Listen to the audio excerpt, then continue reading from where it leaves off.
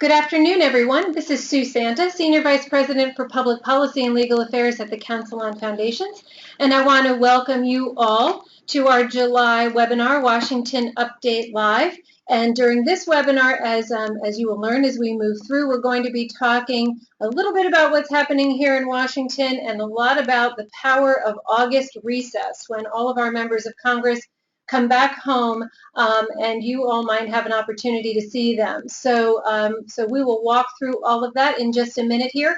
Before I get going, I just wanted to note a few housekeeping items. There is a help option on the toolbar if you need access to the help desk. If you want to ask us questions, and of course we welcome those, there's a question box that you can type in a question and we will see it. And Catherine LeBeau on our team is going to be fielding those questions along with Serena Jasior, and they will try as they come in to acknowledge that we've at least received it. And of course, if we can't get to your question on the webinar itself, we do commit to answer all questions directly to those who pose them and to those who participated. So please don't think your question will be ignored. To exit the interview, the webinar, there is a gray X box in the upper right-hand corner. If you are on the telephone and not joining us through the web, we always ask that you try to use a landline if possible, because it's better call clarity. And just finally, this webinar is being recorded and you will be able to access it shortly thereafter on our website. But if you have friends or colleagues who might want to participated but weren't around, please let them know this recording will be available. So with that, let's move on. Again, today we're going to cover some of the issues that are moving along, such as they are here in Washington, and just kind of link together some of what we've seen so far over the course of this Congress with what might be ahead. But very importantly, we do want to touch on the power of the congressional recess, which happens in August, when members of Congress are home. They are in district. Many of you will be interacting with them either in formal meetings or just crossing paths at different events in your area, and kind of the real power and meaning of those opportunities to bring to reality the work that you do and the concerns of our elected officials. I am really delighted today to have three panelists joining us on this call, each of whom are going to talk a bit about some of the work that they do on their areas of expertise. We will be joined by Maggie Osborne, who is president of the Connecticut Council for Philanthropy, which is an association of grant makers committed to promoting and supporting effective philanthropy for the public good. Many of you probably know Maggie and know that prior to going to Connecticut, she was with Florida Philanthropic Network. She's been with the Kahn Memorial Foundation and had her own consulting firm. We will also be joined by David Thompson. David is a wonderful colleague to the Council on Foundations. He is Vice President of Policy for the National Council of Nonprofits, which, as all of you likely know, is the nation's largest network of nonprofit organizations through their state associations. He has long been active in local, state, and federal level issues, again, working through those state associations. Prior to going to the National Council, David was with Independent Sector, and he spent quite a bit of time on Capitol Hill. So he's very familiar with the ins and outs of our legislative process, and he has been a consultant as well on a number of different issues. And finally, we're going to be joined by Lisa Danielson of L. Danielson Consulting. Many of you who've participated in our programs, especially at our conferences or during Philanthropy Week in Washington, have gotten to know Lisa and her colleague Gina Russo, who have been working with the Council for a while now to really think through our messaging, how to more effectively talk about the work that our members all do and how the Council represents them, and to really move the needle and try to get away from some of the challenging misconceptions, misperceptions of our field, so that we can have productive and constructive conversations on Capitol Hill with our lawmakers and with those folks who influence our lawmakers. Lisa has a range of clients that go from Native American tribes to Fortune 100 corporations, and she has done quite a bit of work with local and national nonprofit organizations. So with that, I'm going to set the ground here a little bit by talking about where we are now legislatively. A lot of little bits have been happening, and we just want to kind of piece together these issues and kind of talk about where we are today, where we might be in the fall, and what messages might be helpful or what issues you might want to touch on if you're having these meetings in state or communicating at all with your lawmakers over the rest of the summer.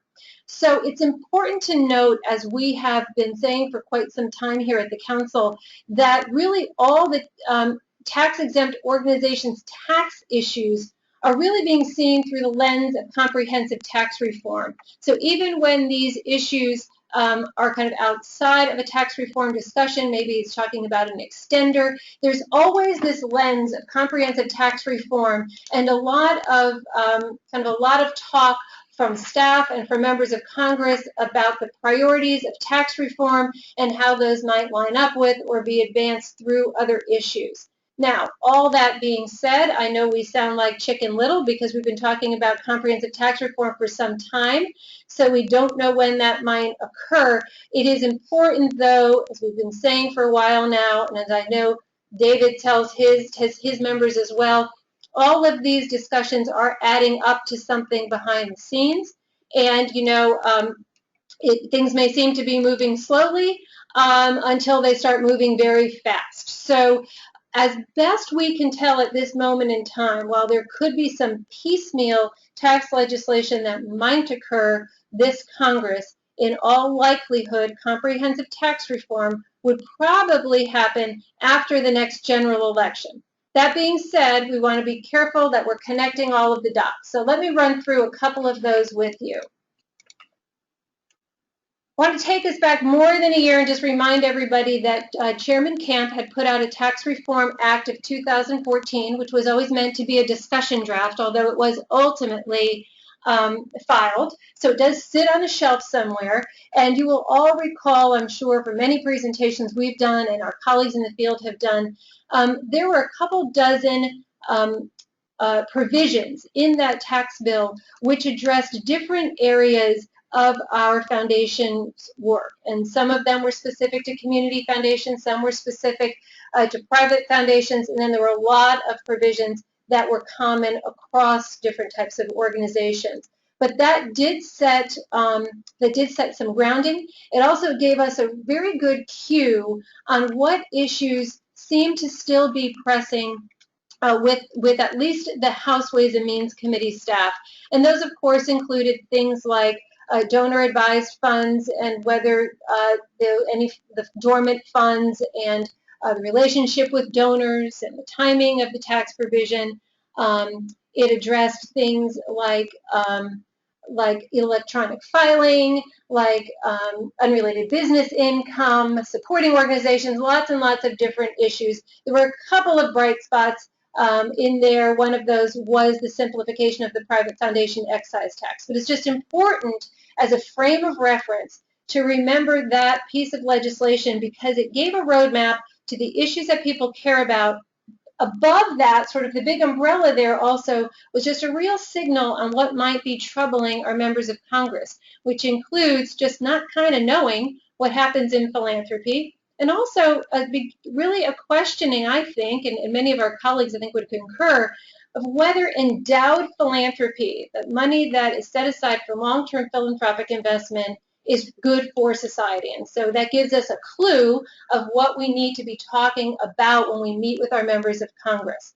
So then there was some legislation that got into some specifics, which included the America Gives More Act, and Supporting America's Charities Act, and other tax extenders. All of those pieces of legislation had to do with these 57, or a subset of these 57 tax extenders that we often talk about. These are tax provisions which are temporary in nature and require Congress to re-up them every couple of years. In the case of these pieces of legislation that are on the screen right now, America Gives More Act and Supporting America's Charities Act, this was an effort by Chairman Camp while he was still in Congress. He did retire last year in December, but it was an effort by him and many of his Republican colleagues, and frankly, quite a number of Democrats as well, to identify some of the extender provisions that they felt were good tax law, good tax policy, that they wanted to try to make permanent so they would not need to be extended year over year over year. Chairman Camp also thought that trying to get some of these provisions made permanent was a good step into comprehensive tax reform, because then it is part of the tax code. Things can be perhaps addressed in comprehensive tax reform for changes or expansions or whatever might need to be done, but it at least signaled that Congress believed that these provisions are good tax policy. Just to remind everyone, there were a number of provisions that addressed the charitable sector, including making permanent the IRA charitable rollover, a provision for food inventory contributions, a provision related to land conservation easements, and in some of these bills, different variations of these bills also included the making permanent the private foundation excise tax.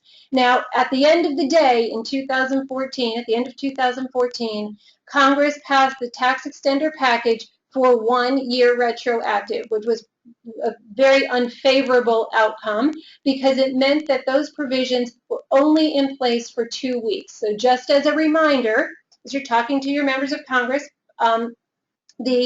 these extender provisions, including the IRA charitable rollover, are technically expired right now because they expired at the end of 2014. If Congress takes any action this year, which we anticipate in some form it will, it would be retroactive and hopefully moving forward as well. So just moving on to a couple of other points. This year, the Senate Finance Committee had tax reform working groups. At the same time, there was another variation of the America Gives More Act that got passed. Just about these tax reform working groups, there were reports released just this month, earlier this month. We're going to talk about this just a little bit moving forward. Well, let me table that for a minute. We'll get to that. In addition, Senator Schumer reintroduced his Public Good IRA Rollover Act of 2015. That has been an act that he has introduced a number of times, which would make the IRA rollover permanent and expand it to donor-advised funds supporting organizations and private foundations. It would decrease the age of eligibility to 59.5 years from the current 70.5. It would eliminate the limit on the amounts that could be contributed from an IRA to charities. So all of that activity did happen. And let me just back up one slide, Tim, if you'd go back a minute. The other thing that just happened as well is the Senate did take up the extender package and did a 2-year package. Now, we are in this constant rebooting on extenders. We get the America Gives More Act, which was back in February. I should note to everyone that H.R. 644, which was passed by the House, was actually taken, the contents of it were gutted, and it became the trade bill. This is something that happens procedurally from time to time. So I just want to point out there's a constant rebooting of our efforts. Things move along, it's 2 steps forward, 1 step back, and so we are in early stages of extender conversations in House and Senate. Again, the Senate passing a 2-year bill, the Senate Finance Committee adopting a 2-year bill this week, which would then have to be taken up by the Senate. The House will still have to take action. So all of this is very, very much in play moving ahead. So Tim, we can move to the slides now.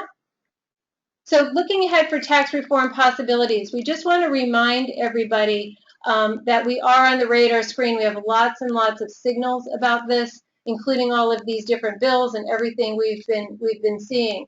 I do want to get to this working group activity and just let you know that these tax reform working groups, which the Senate assembled, and there were 5 different working groups, our issues were covered in individual and business. I think many of us at least held out some high hopes that this process would produce things that were maybe interesting or new ideas or really rethinking the way that the tax code addresses different issues, including the way the tax code might enhance or further encourage charitable giving.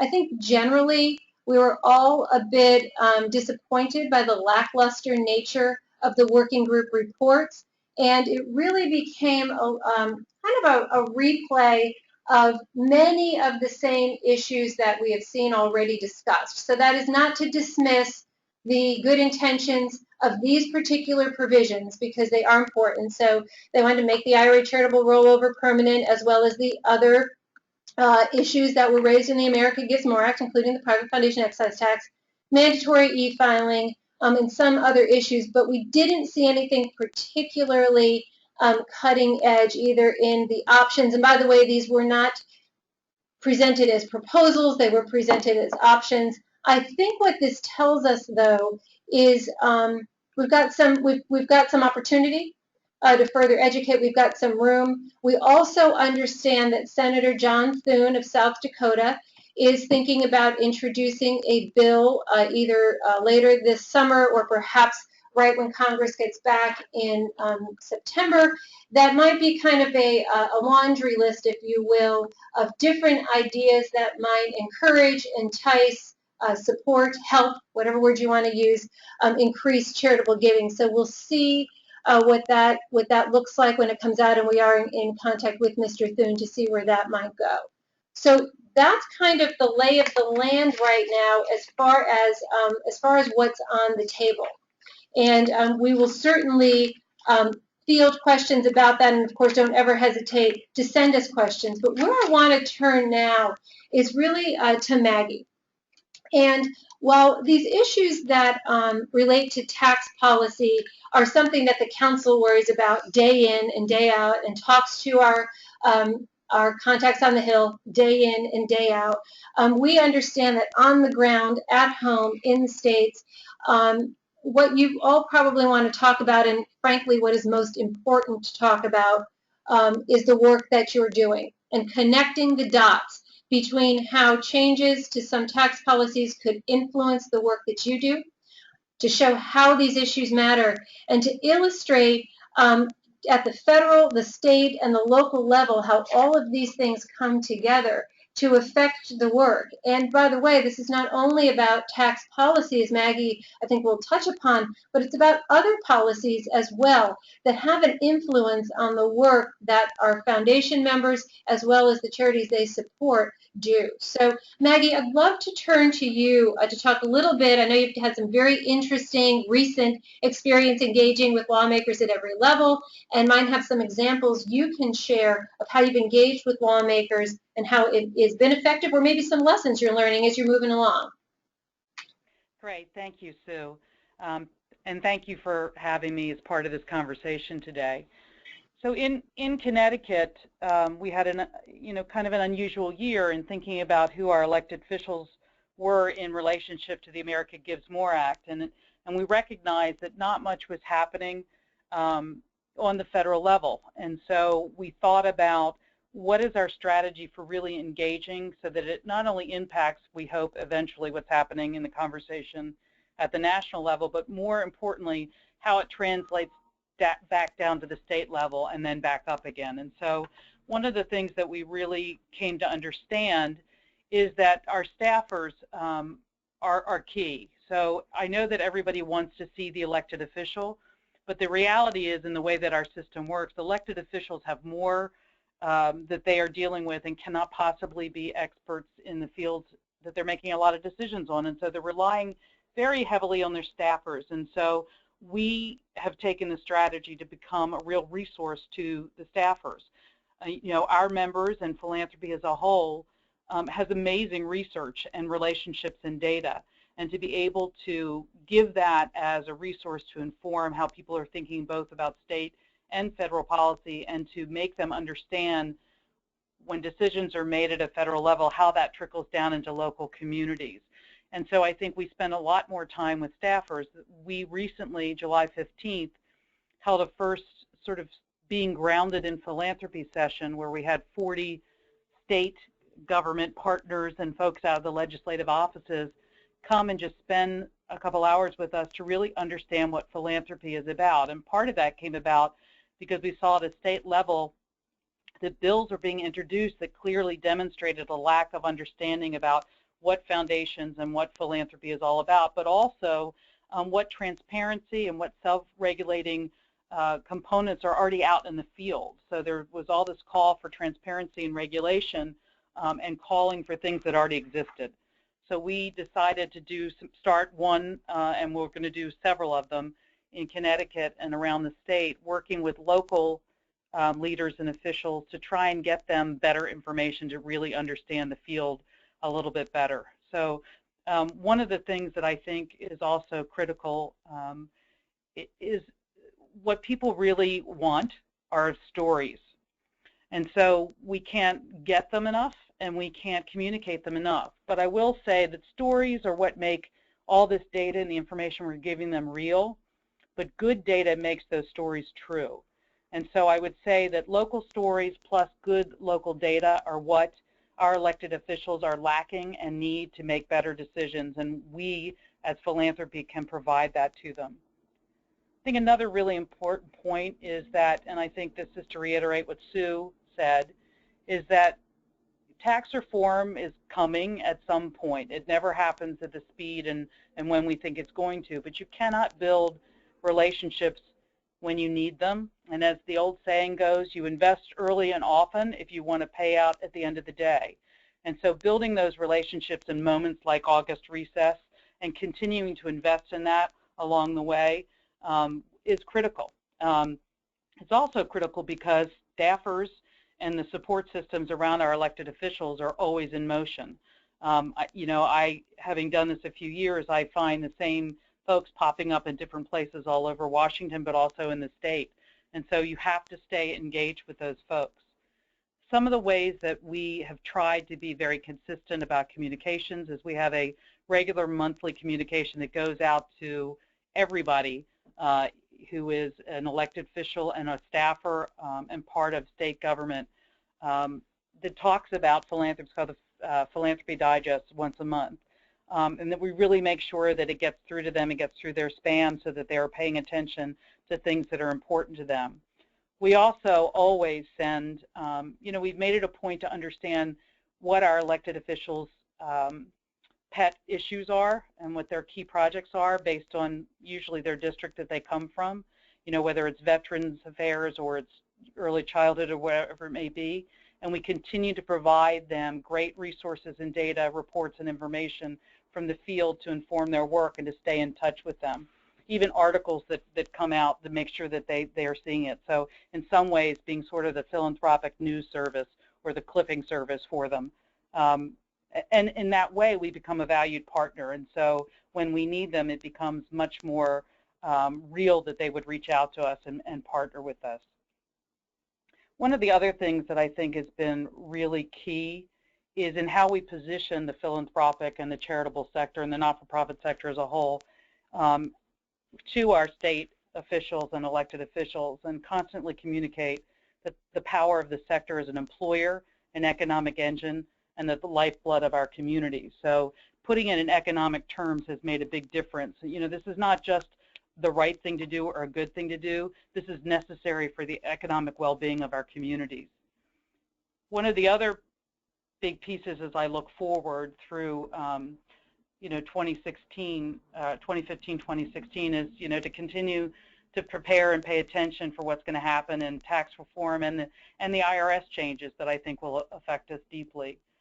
But as Sue had mentioned, I think one of the big pieces that for many of us, and I know many of you are community foundations, that is critical is this idea of making sure people understand why endowment and endowed philanthropy is critical for the good of society. And one of the things that I think has been a really valid and important conversation, there was an article that had come out that, and a lot of the conversations tend to be very urban-centric. They tend to be from lawmakers and folks that have a lot of philanthropy in their cities or in their communities, and they think of it as big. There's a really powerful conversation to be had about the importance of endowed philanthropy in rural or under-resourced communities that has changed the face of this country, and those communities will continue to depend upon it. So again, getting that data and those stories in your local community is critical. Excuse me. And I think the other piece is that to really talk about endowed philanthropy as a slow money movement that leads to long-term system change, driven by data that can only be collected by long-term investment. And so there's lots of really important arguments that need to be made and continue to be talked about now, so that we have more informed people when the conversation comes up.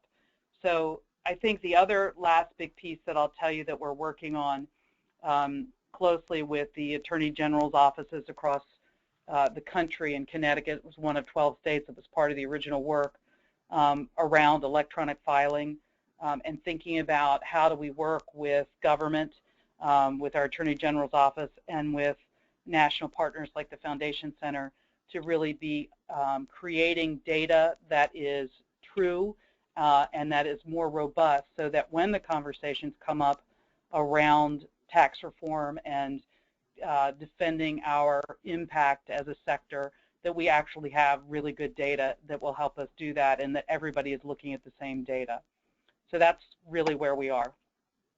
Maggie, thank you so much. You've raised so many great points, the last of which about the AGs I think is so critical to really remind everyone that there's so many players who have an influence over the work that our members do, and over whether it's the day-to-day or the long-term, that we need to be paying attention to. I wanted to note, Maggie, that sometimes there are interesting interconnections here. I learned this weekend when I was home for a family reunion that one of my family members attended your event and was thrilled with it. And so you just never know. But I think that education that you talked about, so that our lawmakers actually understand what philanthropy is critical, and something that really can be done throughout the year. And I know it's a heavy lift often, but it's certainly worthwhile. Another point you made was around the just really assuring our lawmakers about the integrity of the field. And I did want to note for all of our participants on the call, one thing I failed to mention when I was going through our update of what's been going on the Hill was really something that the council is doing on a very proactive level, which is to educate, begin educating our key lawmakers, really the senior Hill staff, those that are making the decisions on tax policy, about national standards for U.S. community foundations as a very rigorous system of industry accreditation that assures legal compliance and beyond for the field, and try to give, again, some confidence that our field operates at the highest levels with integrity, and then is really a good jumping off point to then talk about not only the power of endowment, but really the fiduciary duty and the the care that is taken with those endowments. So so thank you, Maggie. All those points, fabulous. I want to turn to David.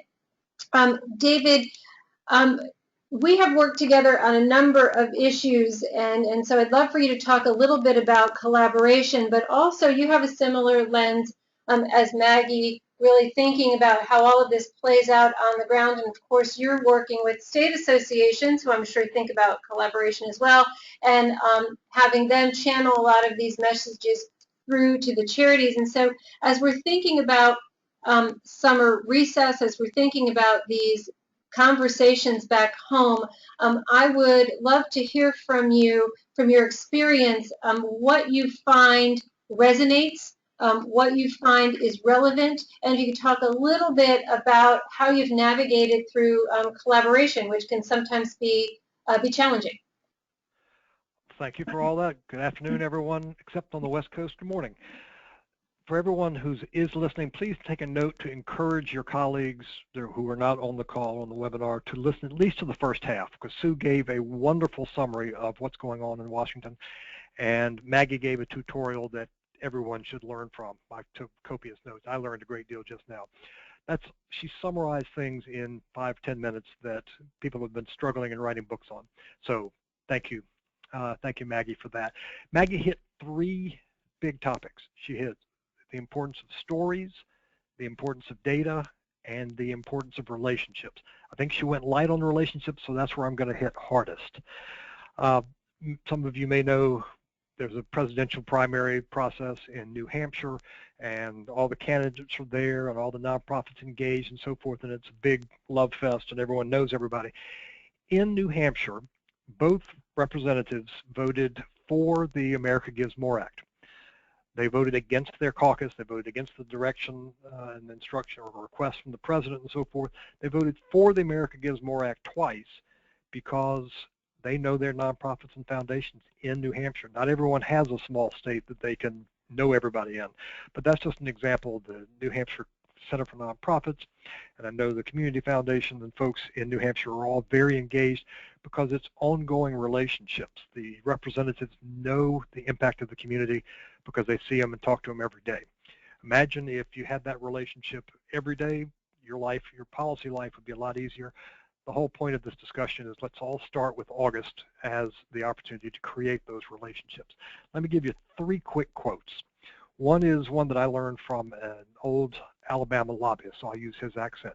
You never want to ask a stranger for a favor, so get on out there and meet some new friends. Maggie alluded to this in a Connecticut accent. Same thing. You don't want to have to ask folks after the fact that you have or when you have a problem. Another thing, another quote is one that we start our days with here, and I encourage everyone to. Who can I talk to today to advance my mission? The point of this webinar is to identify the people you can talk to identify the problems you're dealing with or the things you're trying to accomplish, and so that you develop the relationships. Now, the third quote is one that I just literally discovered last night that I want to share. Any doubts about the importance of foundation folks talking to government should be dispelled with this quote. This comes from the current edition of Governing Magazine. It's written by Mark Funkhauser, who's the publisher of that magazine that goes to 85,000 government officials every month. And he's the former mayor of Kansas City, Missouri. So he has some knowledge about the government perspective.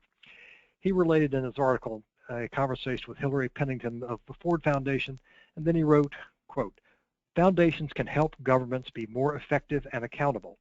They can fund experimentation and then help government make wiser decisions about what programs it should fund. And foundations can rally attention to neglected problems or identifying goals," close quote. The presumption is that governments benefit and the solutions happen when foundations talk to governments. So if you had any doubts, hopefully that quote will dispel it, and I plan to spread that around, having just discovered it. Now, Sue knows that when she calls on me, I'm going to talk about some action that's going on in the states. I'll limit it, since our time is short, I'll limit it to the one topic that's keeping me awake at night, which affects all of you folks as well, both in these states and elsewhere. Illinois and Pennsylvania still don't have state budgets. That means that many of the nonprofits performing services on behalf of governments aren't getting paid. Why should foundations care? Well, people in those states, and this trend toward budget showdowns is spreading, so we can all learn lessons. But it's particularly in those states, people aren't getting services, or the foundation's nonprofit mission partners are struggling to make ends meet. And you folks there are likely or will be, either have or will be asked to start providing bridge funding. But more importantly, the presumption from policymakers, contrary to that Funkhauser quote that I just gave you, is that foundations can fill the gaps. You can cover the state for the short term or cover or take over obligations that governments want to dump on the private sector. I am immensely proud of my colleagues in Illinois. Donors Forum has been leading the charge and has really generated great enthusiasm throughout our network, because they and several foundation members stood up and said to government, don't even think about turning to philanthropy to fill the gaps in this budget crisis. We cannot do it. And all the newspapers covered it, and the foundation community took a strong stand, and they're getting a great deal of respect for it. And that's something that foundation folks can, and I hope will, convey to policymakers at the local, state, and federal levels this August and ever after, that philanthropy is not the piggy bank of elected officials. I'm telling you what you already know, and I'm telling you what you feel strongly about, I presume, but it's important that they hear it. Now, I'm happy to, I just mentioned the one budget crisis. There are all kinds of challenges, tax exempt status and pilots and a whole slew of things that I'm happy to answer if anyone asks questions. But let me switch to August advocacy activities, where you go out and you make your new friends. And using August to your advantage. In case I run out of time, and I probably have already, and Sue will give me the hook when she wants, let me jump to the bottom line. You'll have the greatest success getting senators and representatives, or even your local folks, by providing them a venue or an activity that brings several groups together, a collaboration coming together, such as Community Foundation and several grantees. When in doubt, I hope you'll contact your state associations of nonprofits, my members in your state, for ideas and opportunities. Why do I say group activities are better? It's August, everybody's kicking back, right? Not really for politicians, certainly for the federal politicians. Most members are fundraising, and they do their fundraising any hour that ends at an o'clock. Several are traveling outside their districts, so they may not even be around, or they are taking vacation, so they don't have the unscheduled time that we think they do.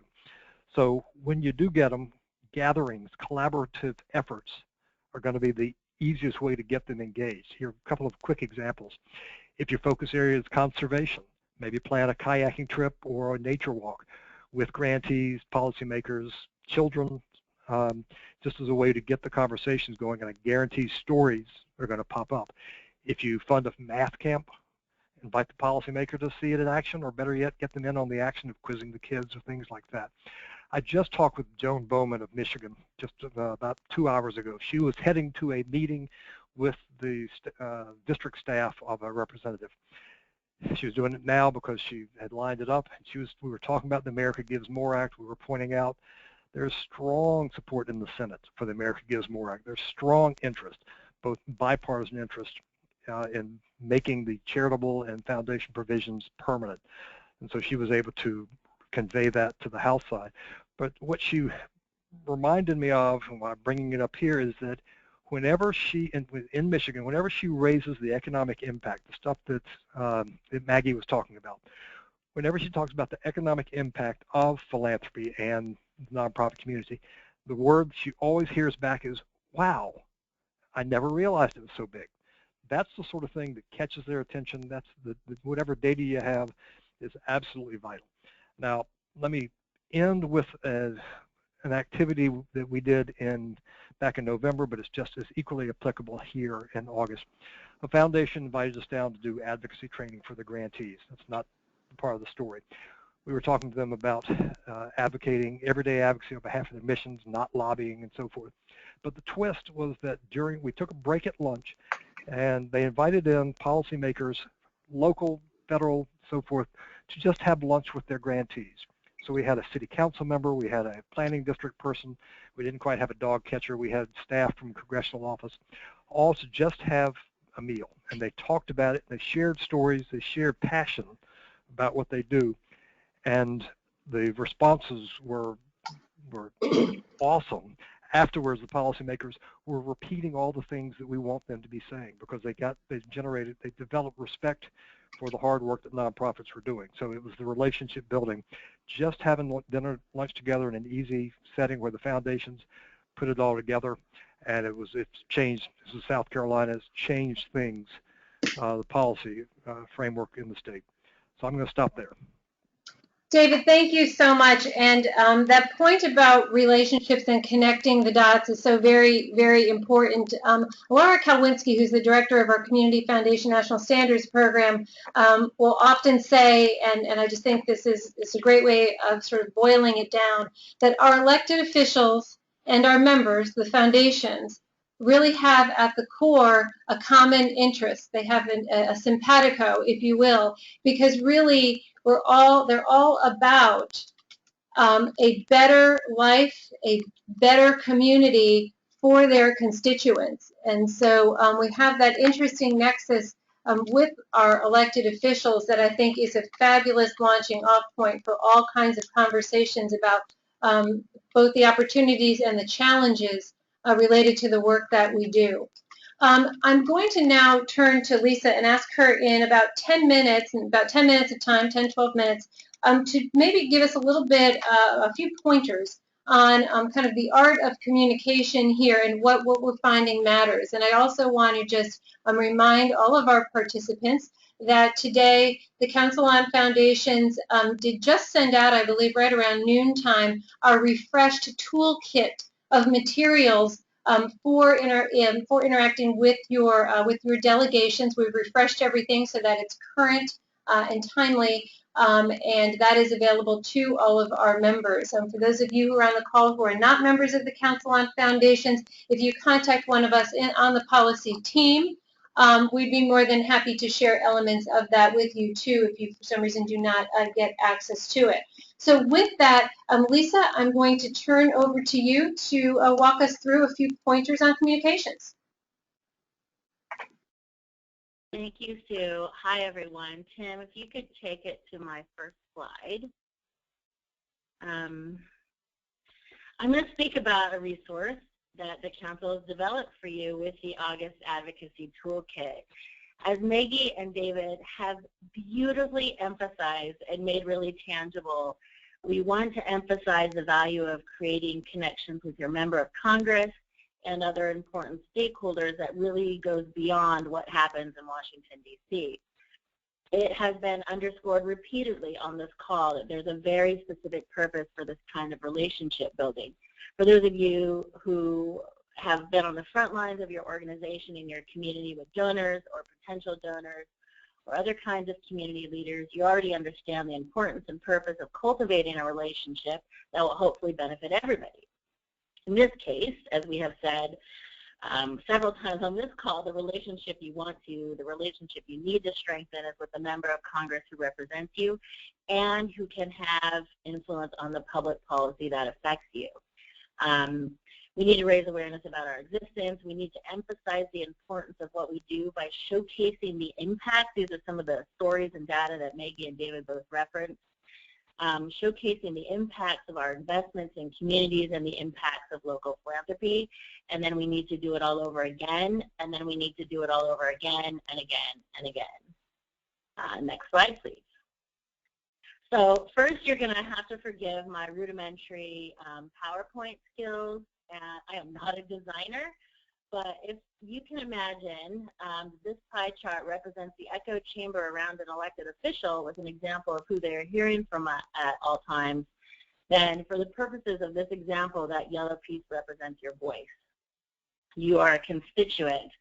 I want to emphasize the importance of this concept of the echo chamber, the surround sound. It's something that's really important when they're in D.C. They're encountering hundreds of people acting as advocates for themselves and their interests.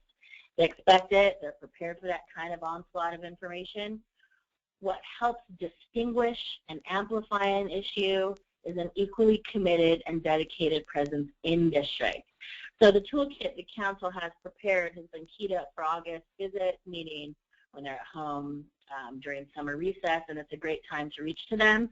But these resources won't only be relevant in August, they'll be helpful during the holiday break, or really any time you have the chance to interact with your member or their local staffers. And don't turn down an opportunity to talk with local staffers, as I think Maggie emphasized. The discipline of this kind of relationship building is important. Public policy doesn't exist in a DC vacuum. You can provide validation for your cause with the Lawmakers DC office, with a state-based staff, and lawmakers themselves are able to confirm, yep, I know them, I know what they do, it's important, let's figure out how we can help them.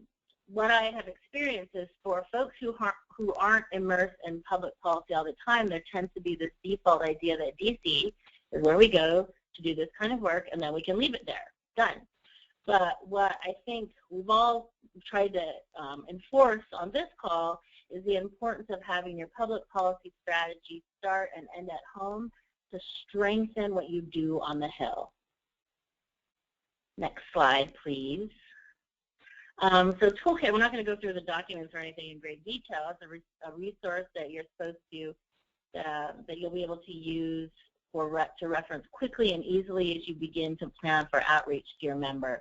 And of course, there are complex policy issues there, especially in the talkers and the FAQ. but keep in mind that the council will always be available as a resource should you need help understanding or translating technical points of legislation. I know I did. Those technical details should be sandwiched between the broader big picture story of what you do. The tangible proof of the value of philanthropy is what makes the technical details real and personal to a lawmaker who is already surrounded by a mess of information. So in several places throughout the toolkit, you'll see prompts where you're being asked to, insert a personal anecdote or insert a specific example of your work in your community. And this is really important to help bring it home for a lawmaker. You are probably already really good at talking about what you do. You cannot be afraid or embarrassed to let your passion for what you do shine through. You can't forget, as David and Maggie also really emphasized, that what you do likely has a direct connection to a lawmaker who also cares about the place where you're doing it. You're in their district. So let them understand and celebrate that work with you. And the next slide, last slide. So you scheduled the meeting, you had a great conversation, you can check the box, right? No. I mentioned it, but something else you'll see in the toolkit is repetition of this framework. So here's this game, whack-a-mole, that I think everyone's played, and some of you may have seen this slide before. If you played whack-a-mole long enough, you remember that it does not do any good to smack all over the board. To get the most amount of points, you keep hitting the same mole over and over and over and over. He always comes back, and you're always there to whack him. This is message discipline, and this is why you see the same or similar phrasing, language, and messages in several bullets throughout the toolkit document. You have not delivered your message effectively until when you go to open your mouth, you're already sick of yourself. Right around the time you're saying, look, I need a new handout about provision ABCD, this one is not working. It's probably about the time your target audience is going, wait, I have heard something about this. Remind me about what this is. So try to keep that in mind. There's nothing magical about finding your message and defining your narrative, but there are a very specific set of disciplines from which people can't help but wander, and these disciplines are the difference between effective and ineffective communication. That's the purpose and importance of this toolkit, to help you stay the course and be as effective and impactful as you can. And as you use it, we'll be looking for feedback from you, what worked, what didn't work, and hopefully these pieces will evolve, and quite confident they will actually, will evolve to fit the needs of the field and this kind of outreach. So that was fast, but that's all I've got today. And thanks. I'll take it back to you, Sue. Hey, thanks so much, Lisa. That was really helpful. And I know part of a lot of what we've been talking about throughout the year, this idea of message discipline. A couple things I just wanted to hit upon. Maggie mentioned in her presentation, and I hit upon as well, this kind of looming, disturbing narrative that we're picking up on, frankly, at the federal level, but also somewhat at the state, and it is really around kind of this challenge, perception of endowed philanthropy, these money that is set aside. And so Lisa mentioned in her presentation that our materials evolve. We look for feedback, we look for input, and then more specifically, we're going to be looking for input from our members about their sort of the way they see and they frame the value of these endowed funds. And so I just wanted to put on alert that you'll be seeing from the council in coming weeks some materials, including a questionnaire and things that we're going to send out to see what information we might be able to gather to help us continue to create this power of endowed philanthropy story, and also to make some suggestions as we learn in these meetings on how to frame that, kind of I call it the Mad Libs, right? A framework where our members and other organizations can kind of fill in their information into this story, this narrative that helps drive home this point. And so something you'll be seeing us really hitting upon hard. It'll be the mole that we're whacking here is going to be telling the story of the power of endowment. Now, as we have been conducting this webinar, we've gotten some interesting questions coming in, and we have one here that I think that both Maggie and David might like to take up. The question is really about these opportunities for when to speak with our lawmakers, and I think it's pretty clear that our federal lawmakers, they come home for different recesses, including Easter recess and at the holidays. And I know many of our participants on this call come to DC from time to time to meet with them. But, you know, we have to think as well about our state lawmakers, both because there's a lot that happens in our states, but also many of them will progress in their careers to become our members of Congress and our senators, and so early learning matters. So I just wanted to throw out to David and Maggie, in your experience with your state lawmakers, have you found particular times that are effective for this type of education, or what advice might you give to our listeners about that? Well, I'll respond first and then pitch it to you, Dave. But I would say one of the things that, you know, I think you're right. So being home for the holidays kind of thing, and one way to sort of get at that is they are always, as Dave had mentioned, they're always fundraising. They're always about, you know, they're always campaigning. So, so if you have opportunities to invite them where they have to site visits or to visit grantees or whatever, where they might get also a photo op, but then you have their ear while they're home in their districts or in their communities over the holidays, that tends to be a really great time to do that. But again, for me, a lot of what I'm focused on are the staffers. I mean, I just feel like that's the ticket. I think for your members and getting your other donors and people excited, they really want to go to the elected official, and so those holiday times are a great time to do it. But you know, it's to me, it's whenever, wherever, to whomever. Early and often, absolutely. Early and often. With state legislators, it's depends on the state. If you're in New York, I don't think they ever close. If California, I think, is in session even after the year ends. But some states, it's 60 days, 90 days, and in that case, the absolute best time is now. When they're, it could be August, it could be any time of the year when they're not in session. Just setting up time and meeting with them, or as Maggie said, get them to come to a grantees event or grantees location, and you as the foundation person go there too. So it's an opportunity to reinforce the message of the mission of the nonprofit that you're supporting, as well as giving the story of philanthropy. A trick they've developed in New Jersey that I want to repeat and want to mention is meeting with the legislative analysts. There are staff for every legislature that does typically they are nonpartisan staff. They do the economic research, they do the background work, maybe they do the legislative drafting. Sitting down with them, doing it in a group setting is best, to explain how philanthropy works, why endowments are there, as well as how nonprofits operate, providing services on behalf of government and a variety of things like that.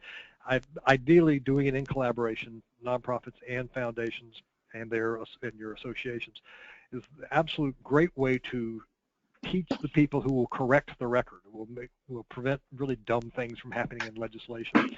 Is a point I wasn't thinking about making, but Maggie mentioned the importance of staff, and that's a good one. But getting them to your location, getting them to the grantee or out in the community where you're all together solving things. I want to reiterate the point that Sue was making of the working in collaboration. If it's just your foundation, it's, hey, look at me. If it's, hey, look at all of us engaged in the community, come be a part of the solution with us, is a very powerful message to politicians of, oh, there are more of them than there are of me. I want to get in, I want to join their parade because I'll have more friends that way. And by the way, look at all the voters who are here with us. Oh, was I too subtle on that? Yeah. You know, I think Maggie raises a good point that I often remind is that when we have talked especially about community foundation issues and who the donors are to community foundations, and whether it's to the community foundation's other accounts or to donor advised funds, there's that important connection that was made loud and clear during our Urban Institute research last year, that these are the same people that many of our lawmakers look to during this season, let's just call it the infamous fundraising season. So that is not lost on a lot of people, and I don't think we should hesitate to at least subtly point that out when we can. We're getting close to the end of our time, and any questions that have come in late, if they would come in, we've covered a lot of things that have come in, so I think everybody is pretty well covered. We will get back with 2 points I just wanted to make because this is a Washington update, and sometimes there are issues that are not Hill related but are regulatory in nature. The Department of Labor has recently put out a proposed rulemaking that would increase the wages level at which mandatory overtime must be paid. I know many of us are looking at that, including the council. I know, David, you and I were at a meeting last week at Independent Sector where this was a big topic of conversation. If anybody who's on this call is interested to learn more about that issue, please don't hesitate to contact us. And the council is coordinating with our colleagues in the field to respond to that. There's many different issues that are involved there, so we'd be happy to cover that. In addition, regulatory also, I did want to remind everyone of an issue also near and dear to David Thompson and the National Council, and that is the Office of Personnel Management's standards for reimbursement of administrative costs as relates to federal grants that are received. I'm sorry, it's the OMB regulations, Office of Management and Budget regulations that now require that federal grants do cover a certain percentage. I believe it's 10% administrative costs. National Council has a wonderful site webpage on that with lots and lots of background information, and we will be educating our members more about this as well in partnership with them. But something interesting to talk with some of your grantees about. We remain committed to all of the issues that are on the table, to constructive outcomes, to working in collaboration with lots and lots of partners. I want to remind everybody again about the new toolkit that's out, and we did have a question of its availability. The toolkit is available all the time, and we update it regularly, just as we did today, to be sure that it's kind of current with what's going on in the field. So, so there are always materials up there, and if you don't see something you need, please don't hesitate to let us know, because we will add pieces as we go. I want to give a big, yes, I'm sorry. Sue, can I ask you a question? Yes, yes, sir. Let's say all the folks on this call have a meeting, they actually meet with the senator, and the senator says yay or nay or something. What should they do with this information? That is a great question, David, and we didn't even set this up. Please share with the council, share with your regional association of grant makers or nonprofits the information you receive, so that we can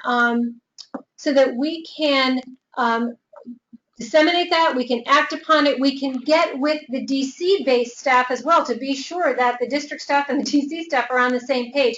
But always please share that. We have a survey on the toolkit, is that correct? Yep, that's correct. On the toolkit, if you go onto the website, at the very bottom, there is a link to a survey where you can share your experiences, and the council will take that into consideration, as Sue mentioned. Thank you, Serena. So yes, please share. Please don't keep it to yourself, because all the bits and pieces of information matter, and we piece them together. This is all the game of chess, connecting dots, moving pieces, and trying to get us to ultimate wins. With that, thank you, David. I want to thank Maggie. I want to thank Lisa, David, all of you who have stuck with us through this hour.